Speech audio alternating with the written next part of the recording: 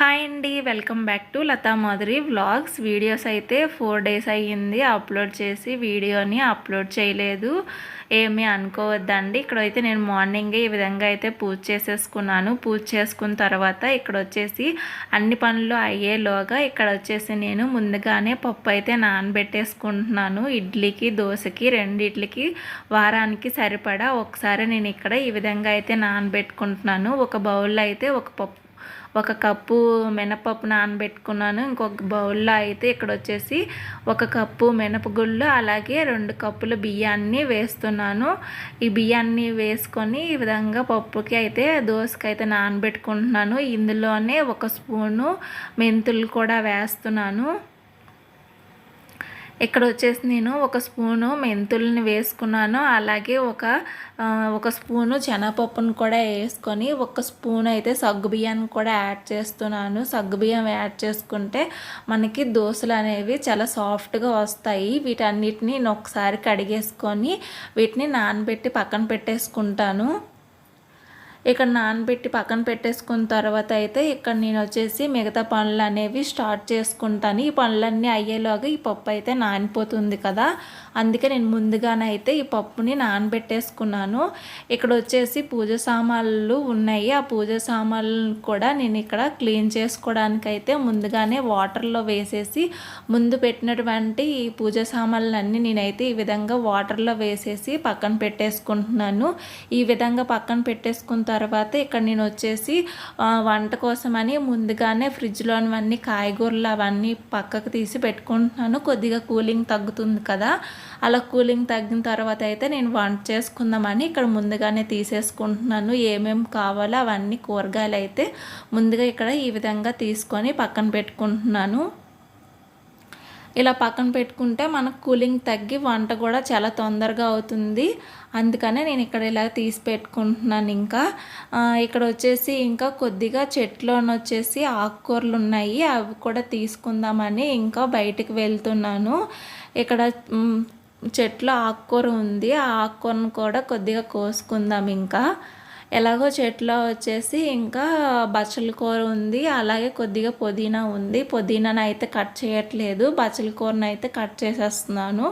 ఈ బచ్చల కూరని పప్పులోకి అయితే వాడేస్తాను. ఇంకా చాలా ఫ్రెష్గా ఉంది బచ్చల కూర అయితే. వర్షాలు పడుతున్నాయి కదా, ఇంకా ఆకుకూరలు అనేవి చాలా ఫ్రెష్గా బాగున్నాయి.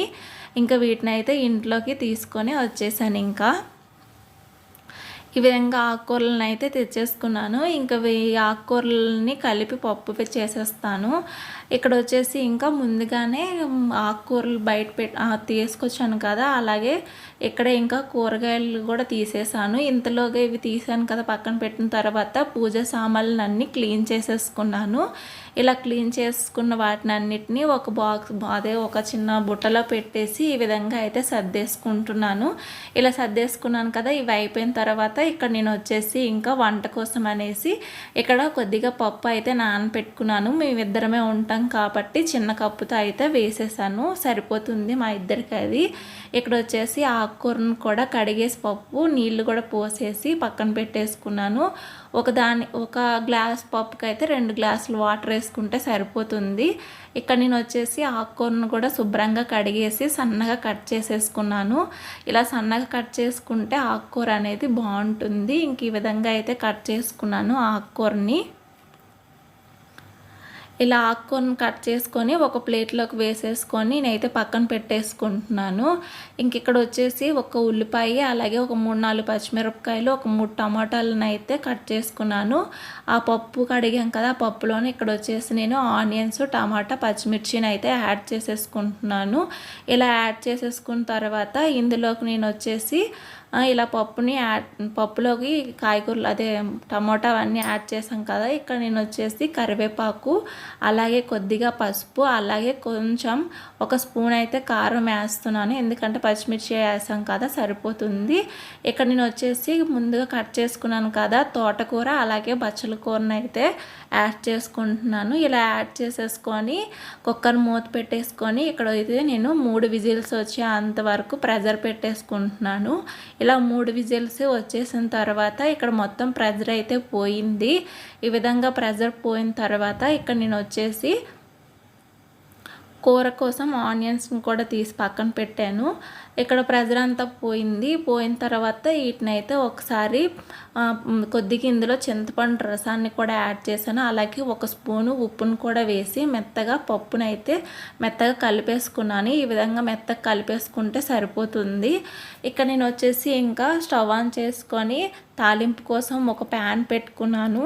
ఇలా ప్యాన్ పెట్టుకున్న తర్వాత కొద్దిగా ఆయిల్ని అయితే యాడ్ చేసుకుంటున్నాను. ఈ ఆయిల్ అనేది కొద్దిగా వేడైన తర్వాత ఇక్కడ నేను వచ్చేసి కొద్దిగా ఆవాలు, అలాగే కొద్దిగా జీలకర్ర అండ్ తర్వాత వచ్చేసి కొద్దిగా ఇంగువను కూడా యాడ్ చేస్తున్నాను. పప్పులో ఇంగువ అయితే వేసుకోండి, టేస్ట్ అయితే బాగుంటుంది. ఇక్కడే ఒక ఎండుమిరపకాయను కూడా వేసాను. అలాగే కొద్దిగా వెల్లుల్లిపాయలు వేసి ఫ్రై చేసుకున్న తర్వాత ఇక్కడ వచ్చేసి కొద్దిగా కరివేపాకును వేసుకున్నాను. ఈ విధంగా ఫ్రై అయితే సరిపోతుంది. ఇలా తాలింపు అయితే మంచిగా వేగిన తర్వాత ఈ పప్పులోకి అయితే వేసేసుకుంటే సరిపోతుంది. ఇక్కడ వచ్చేసి పప్పు కొద్దిగా ఒక 2 నిమిషాలు అయితే ఉడికించుకుంటే సరిపోతుంది. ఇక్కడ నేను పప్పును కూడా ఈ విధంగా అయితే ఉడికిన తర్వాత ఈ పప్పుని వచ్చేసి ఒక గిన్నెలోకి వేసేసుకుంటున్నాను. ఇప్పుడైతే ఈ పప్పుని ఇలా గిన్నెలో వేసేసుకున్నాను. ఇది కొద్దిగా పలుచుగా ఉంది కదా, చల్లగా అయితే చిక్కబడిపోతుంది. ఇక్కడ నేను వచ్చేసి పప్పు అయితే వండేసుకున్నాను. ఇంక తర్వాత ఇక్కడ వచ్చేసి ఇంకా పాలు ములక్కాయ కర్రీ చేద్దామని ఒక చిన్నవి 4 ఆనియన్స్ తీసుకున్నాను. ఇక్కడ వీటిని అయితే సన్నగా కట్ చేసుకుంటున్నాను. అవే పెద్దవి అయితే 2 ఆనియన్స్ అయితే సరిపోతాయి. ఎంతమంది పాలు మునక్కాయ కర్రీ చేస్తారో కామెంట్ చేయండి. ఎవరైనా వండితే కామెంట్ మాత్రం చేయండి. ఇక్కడ నేను వచ్చేసి కర్రీ అయితే చాలా టేస్ట్ అయితే బాగుంటుంది. ఈ విధంగా చేసుకోండి. ములక్కాయలు ఉండేటప్పుడు చాలా టేస్ట్ అయితే సూపర్ అంటే సూపర్గా ఉంటుంది. ఇక్కడ నేను వచ్చేసి ఆనియన్స్ని అయితే ఇలాగా సన్నగా అయితే కట్ చేసుకోవాలి. ఆనియన్స్ ఎంత సన్నగా కట్ చేస్తే అంత బాగుంటుంది. ఇక్కడ నేను వచ్చేసి ములక్కాయలు కూడా శుభ్రంగా కడిగేసి వాటిపైన ఉన్నటువంటి తోలైతే తీసేసాను. ఇంకా ఇక్కడ వచ్చేసి కొద్దిగా పచ్చిమిరపకాయలు అలాగే కొన్ని కరివేపాకు కూడా ఇక్కడ పక్కన పెట్టేసుకున్నాను కడిగేసి. ఈ విధంగా అయితే పచ్చిమిరపకాయలు సన్నగా కట్ చేసుకుంటేనే బాగుంటుంది. ఇక్కడ వచ్చేసి ఒక ప్యాన్ పెట్టుకొని అందులోకి కర్రీకి సరిపడా ఆయిల్ని అయితే ఇక్కడ నేను యాడ్ చేసుకుంటున్నాను. ఒక 4 టేబుల్స్ వరకు ఆయిల్ని అయితే యాడ్ చేసుకుంటున్నాను. ఆయిల్ అయితే మంచిగా వేడయింది. ఇలా వేడైన తర్వాత ఇందులోకి వచ్చేసి ఆవాలు, అలాగే జీలకర్ర, అలాగే శనగపప్పు, ఒక స్పూన్ శనగపప్పు, అలాగే 1 టీ స్పూన్ జీలకర్రని అయితే యాడ్ చేసుకున్నాను. ఇవి కొద్దిగా ఫ్రై అయిన తర్వాత ఇక్కడ నేను వచ్చేసి ముందుగా సన్నగా కట్ చేసి పెట్టుకున్నాను కదా ఆనియన్స్ని అయితే ఇలా యాడ్ చేసేసుకుంటున్నాను. ఇలా యాడ్ చేసుకొని ఆనియన్స్ని మంచి కలర్ వచ్చేంత వరకు ఫ్రై చేసుకోవాలి. ఇందులోనే పచ్చిమిరపకాయలు అలాగే కరివేపాకు కూడా వేసేసుకొని మంచిగా ఫ్రై చేసుకోవాలి. ఆనియన్స్ అనేవి మనకి మంచిగా ఫ్రై అవ్వాలి, కలర్ అనేది చేంజ్ అవ్వాలి. ఇక్కడ నేను తొందరగా ఫ్రై అవ్వడానికి కొద్దిగా సాల్ట్ని అయితే యాడ్ చేశాను. అలాగే కొద్దిగా పసుపును కూడా యాడ్ చేశాను. ఇవి 2 యాడ్ చేసుకున్న తర్వాత ఒకసారి మంచిగా ఫ్రై చేసుకోవాలి. ఇక్కడ నేను వచ్చేసి మూత పెట్టేసి ఒక 2 నిమిషాలు అయితే ఆనియన్స్ని ఫ్రై చేసుకుంటున్నాను మూత పెట్టి. ఈ విధంగా ఫ్రై అయ్యాయి కదా, ఇప్పుడు వచ్చేసి నేను ఒకసారి కలుపుకుంటున్నాను. ఈ విధంగా కలుపుకున్న తర్వాత ఇక్కడ నేను వచ్చేసి కొద్దిగా అల్లం వెల్లుల్లిపాయ పేస్ట్ కూడా యాడ్ చేశాను. 1 స్పూన్ అల్లం వెల్లుల్లిపాయ పేస్ట్ వేసుకొని అల్లం వెల్లుల్లిలో నుంచి పచ్చివాసన పోయేంత వరకు ఫ్రై చేసుకుంటే సరిపోతుంది. ఈ విధంగా ఫ్రై అయిన తర్వాత ఇక్కడ నేను వచ్చేసి ములక్కాయలను అయితే వేసేసుకుంటున్నాను. ఇవి అయితే పెద్దవి 2 ములక్కాయలను నేను ఇక్కడ తీసుకున్నాను. ఈ ములక్కాయలు వేసేసుకున్న తర్వాత ఒకసారి కలుపుకోవాలి. ఇలా మంచిగా ములక్కాయలని కలుపుకోవాలి. ఇలా కలుపుకున్న తర్వాత ఇక్కడ వచ్చేసి నేను ఇంకా మూత పెట్టేసి ఉడికించుకుంటున్నాను. ములక్కాయలు కొద్దిగా మెత్తబడితే సరిపోతుంది. ఇక్కడ నేను మూత పెట్టేసి ఇంకైతే ఉడికిస్తున్నాను. ఈ విధంగా ఉడికిన తర్వాత ఇక్కడ వచ్చేసి ఒక్కసారి కలుపుతున్నాను. ఇంకైతే నేను ఇలా మధ్య మధ్యలో కలుపుకుంటూ మూత పెట్టుకొని ములక్కాయలు అనేవి మెత్తపడేంత వరకు ఉడికించుకోవాలి. ఇక్కడ వచ్చేసి ములక్కాయలు కొద్దిగా మెత్తగా అయిన తర్వాతే సాల్ట్ అనేది వేసుకోవాలి. మనం ముందుగా ఆనియన్స్లో కూడా సాల్ట్ వేసాం కదా, అందుకే నేను 1 స్పూన్ సాల్ట్ అలాగే 1 స్పూన్ కారాన్ని అయితే యాడ్ చేస్తున్నాను. ఇలా యాడ్ చేసిన తర్వాత మసాలా అంతా ములక్కాయ ముక్కలకి పట్టే విధంగా కలుపుకోవాలి. ఇలా ములక్కాయ ముక్కలకి పట్టే విధంగా కలుపుకున్న తర్వాత ఒక్కసారి మూత పెట్టుకొని మంచిగా ములక్కాయల్ని ఆయిల్లో ఫ్రై చేసుకోవాలి. ఇక్కడ నేను వచ్చేసి మూత తీసి చూస్తున్నాను. ఈ విధంగా అయితే కుక్ అయ్యే ములక్కాయలు. ఇక్కడ వచ్చేసి నేను ఒక చిన్న టీ గ్లాసు పాలను అయితే యాడ్ చేస్తున్నాను. ఈ పాలు యాడ్ చేసిన తర్వాత ఈ ఒకసారి కలుపుకొని మూత పెట్టి ఉడికించుకోవాలి ములక్కాయల్ని. ఇక్కడ వచ్చేసి ఇంకా ఈ విధంగా ఉంది కర్రీ అయితే. ఇక్కడ నేను వచ్చేసి ఇంకా ములక్కాయల్ని ఉడికిస్తున్నాను. ఇలా ములక్కాయల్ని ఉడికించుకున్నాను. ఇక్కడ ఒకసారి కలిపి చూస్తున్నాను. ఒక ములక్కాయని ఈ విధంగా నొక్కి చూస్తే ములక్కాయ ఉడికిందా లేదా అనేది చూసుకోవాలి. ఈ విధంగా అయితే కర్రీ రెడీ అయిపోయింది. అంతే, ములక్కాయ పాలు కర్రీ అయితే రెడీ. అంతే, ఇక్కడ ములక్కాయ అయితే అయిపోయింది కదా. ఇక్కడ ఈ వంట ఇదంతా చేసుకునేలాగా ఇంకైతే పప్పు కూడా నానిపోయింది. ఇక్కడ నేనైతే గ్రైండ్ చేసేసుకుంటున్నాను పప్పునైతే. ఫస్ట్ అయితే నేను గ్రైండర్లో ఇడ్లీ పిండి అయితే వేసేసుకున్నాను. ఇడ్లీ పిండి వేసేసుకున్న తర్వాత అప్పుడు దోసపిండి అయితే వేస్తాను. ముందుగా దోసపిండి అయితే వేసుకోను, ముందు ఇడ్లీ పిండి అయితే వేసేసుకుంటాను గ్రైండర్లో. ఇక్కడైతే నేను 2 చేసేస్తున్నాను. ఈ 2 పిండిలు అయితే నాకు వారానికి అయితే సరిపోతాయి.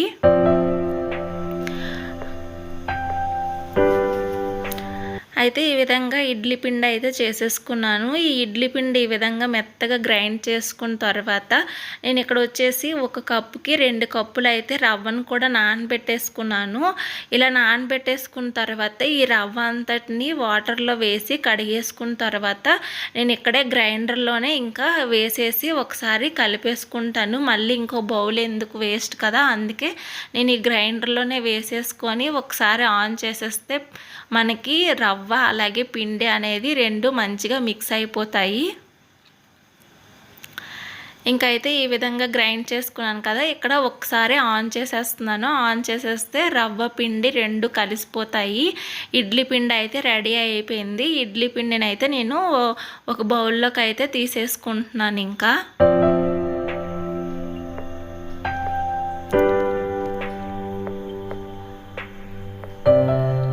ఇలా ఈ ఇడ్లీ పిండిని మొత్తం తీసేసుకున్న తర్వాత ఇంక నేను ఇక్కడ వచ్చేసి ఇంకా దోస పిండి కూడా యాడ్ చేసేసుకుంటాను.